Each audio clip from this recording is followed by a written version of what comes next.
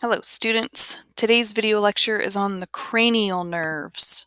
I'm going to go over the names, a mnemonic device to help you remember them in the right order, another mnemonic to help you remember if they are a sensory nerve, a motor nerve, or both.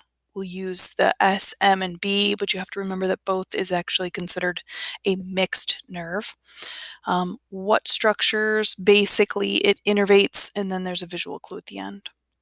All right, so let's start out with our Roman numerals. These are pretty simple. There's 12 pairs of cranial nerves, and we identify them a lot of times with their Roman numeral and or their name, so you really should be proficient with both.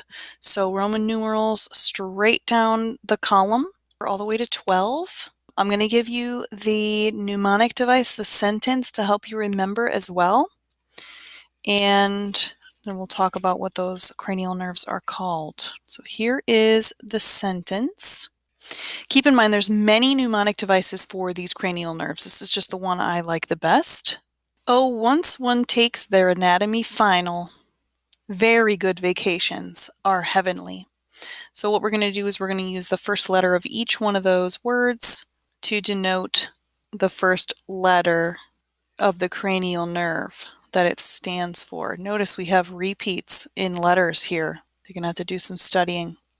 And before we go through the names, I'm going to give you another sentence to remember if it's sensory, if it's a sensory nerve carrying only sensory information, if it's a motor nerve carrying only motor information, or if it carries both. Technically that's called a mixed nerve, but in order to keep our M's away from this M for motor, we're going to use B for both. So we'll put an S, an M, or a B, but I'm going to give you a little sentence to put in this column as well, and that will give you a way to remember if it's a sensory nerve, motor nerve, or both. Okay, so your sentence is, some say merry money, but my brother says big brains matter more. It's just a goofy sentence to get us to remember that whenever you see the S at the beginning, that's sensory nerve. There's 3 sensory nerves. When you see the M, that's just a motor nerve, only carrying a command to somewhere that can react, some kind of an effector organ. If it's a B, that's actually a mixed nerve. So you can see cranial nerve number 5 is mixed. It's both. 7 is both.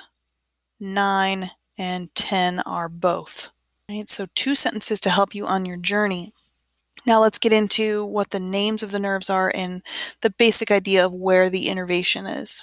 We'll start up here with numbers 1, 2, and 3. Now, the reason why they're numbered 1, 2, and 3 is because this is like in order. If you look at an inferior view of the brain, the numbers 1, 2, 3, 4, 5, all the way to 12 are kind of in order as they connect to the brain, from anterior to posterior or sort of superior inferior. So it's in order in a diagram. So the cranial nerve, and you have to visualize this, that reaches all the way out towards the anterior side of the brain is the olfactory nerve.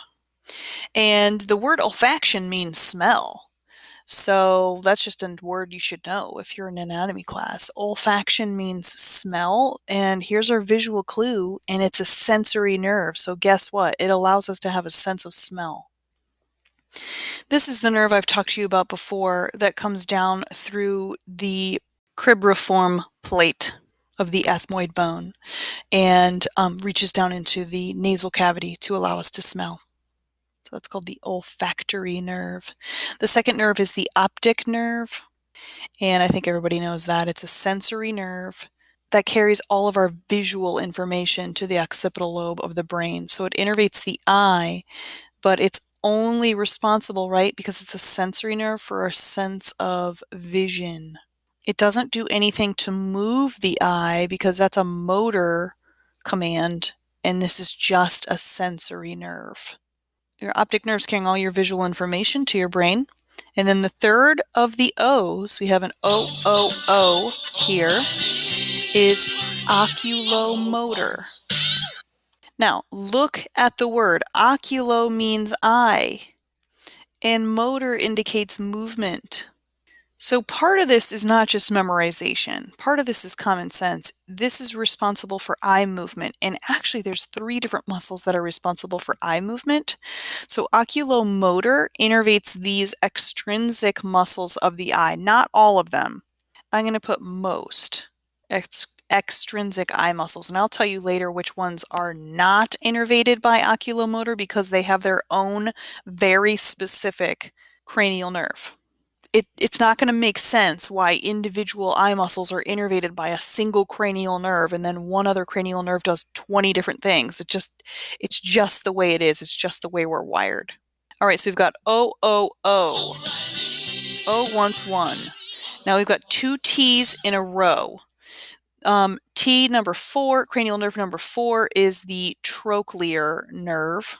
And this is another eye movement muscle. So notice I've got a picture of the eye here. This cranial nerve specifically innervates only the superior oblique eye muscle. And you can remember it's the superior oblique because that's that eye muscle that goes off the eye in a wacky direction and it hooks through this little pulley called the trochlea. So the trochlear nerve innervates the muscle that goes through the trochlea. There's nothing like it. That's cranial nerve number 4. The other T is one of the most commonly asked about, the trigeminal nerve. It has 3 branches off of it, trigeminal. And this is a big doozy. Notice it's a mixed nerve, so the last 2 are motor only, going to the eye muscles, nothing about sensory. This one's both. So this is a big one. It has 3 branches, and a lot of times because it's cranial nerve number 5, which is a V in Roman numeral, you'll be representing them by V1, V2, and V3. Those are the 3 branches. Okay? Those branches are, and it'll kind of tell you where they go too. V1 equals the ophthalmic branch, right? So that goes to the eye area. V2 is the maxillary branch. So that goes to like the upper jaw, cheek area. And V3 is the mandibular branch. So that goes to the lower jaw, chin area. That's why I've got this here. This is V1, V2, and V3. The motor action of the trigeminal nerve is to innervate the muscles of mastication. So we've got temporalis, masseter, and medial and lateral pterygoids. All right, so we've got O once one takes there. The next one is going to be A for anatomy, and this one is the third of 3 cranial nerves that innervate the eye muscles, and this is called the abducens nerve. Now, look at this word, abducens. Do we recognize a word that we learned in movement terminology that looks like this? The word abduction.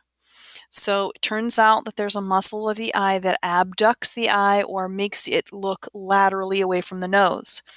And that muscle is called the lateral rectus muscle. Lateral rectus eye muscle. That's why when you have some kind of testing done, if you go to get a physical, if you have some kind of neurological testing done, you've had a head injury, they will ask you to look side to side as they follow my finger or follow this pen or follow this light. They're watching your eye movement to see if you can abduct your eye. That's when you look to the away from the nose. And if your eye does not look that way, then there is a problem. There's an indication that there's an issue with the abducens nerve or potentially the part of the brain that it's branching off of. So that's a really quick and easy way to make sure to try to verify that there isn't any brain damage if you've had some kind of head injury. So lateral rectus eye muscle only. And I remember when I learned this, I learned this little, it almost reminds me of like a chemical formula, but it doesn't make any sense in terms of a chemical formula. But if you can remember SO4 LR6, the superior oblique is innervated by cranial nerve number 4, which is the trochlear nerve. And the lateral rectus is innervated by cranial nerve number 6. Then every other extrinsic eye muscle that moves your eyeball around is oculomotor. So that's why I wrote most up here. So we have 1, 2, 3 different cranial nerves that move your eyeball. And that's 3 out of 12. That's 25% of our cranial nerves are going to the eye to move it around. Okay, let's continue on with number 7, cranial nerve. Number 7 is the facial nerve. Another big one. It is a mixed nerve. That's why we have B here for both. And this one is in charge of every single one of your muscles of facial expression. Every single one.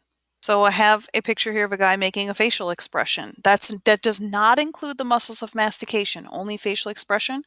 And the sensory aspect is taste. So it innervates a portion of the tongue for our taste sensation. Number 8. This one has kind of a whopper-doozy name. And if you haven't learned about the ear, the structures of the ear, it might be a little bit overwhelming. Vestibulo cochlear.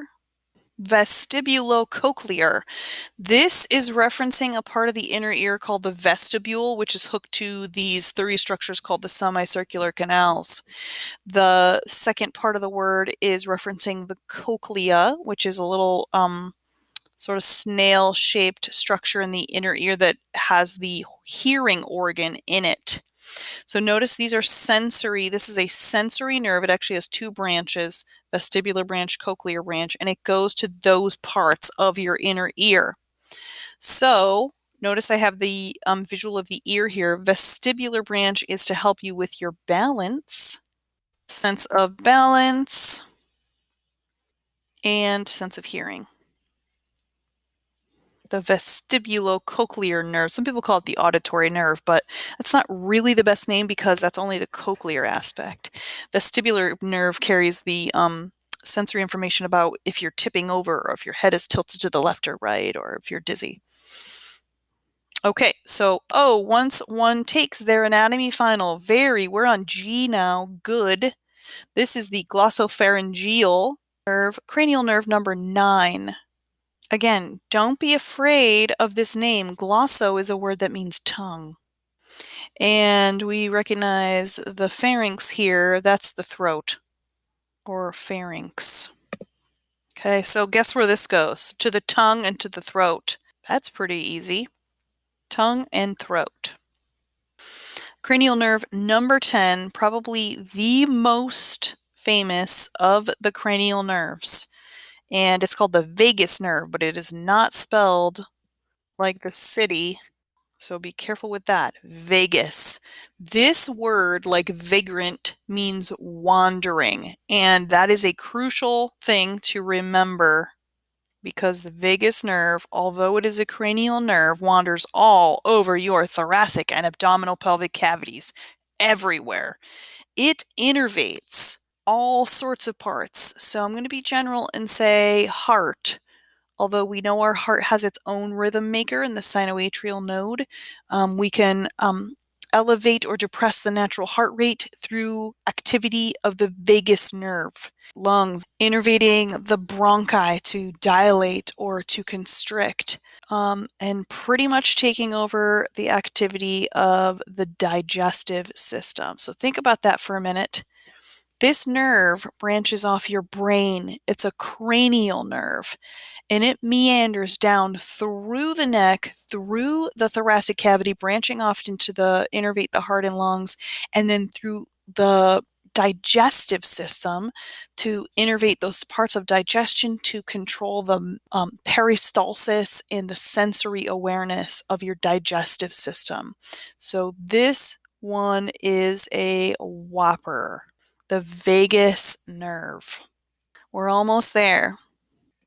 Cranial nerve number 11. This is an A, and it's called the accessory nerve. A lot of times you might see it written as the spinal accessory, but the S would mess up our sentence. Spinal accessory. This one's very simple. It's a motor nerve, and I'm pointing to over here in the visual this muscle and this muscle.